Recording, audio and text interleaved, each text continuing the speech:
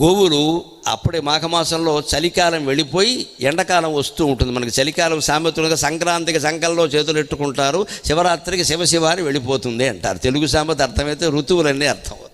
మాఘమాసంలోనే శివరాత్రి వస్తుంది, చలికాలం వెళ్ళిపోతుంది, వేసవకాలం వస్తుంది. ఎప్పుడు వస్తుంది వేసవకాలం తెలుసా? మెరజు వేసవి రథసప్తమి దినమున శ్రీనాథుడు కాశీఖండంలో చెబుతాడు. చలికాలం ఎప్పుడు వస్తుంది అంటే నాకు చలి ప్రవేశించు నాగుల చవితి నాడు, దీపావళి తర్వాత వచ్చే చవితి నాడు చలికాలం ప్రవేశిస్తుంది. మాఘశుద్ధ సప్తమి రథసప్తమి.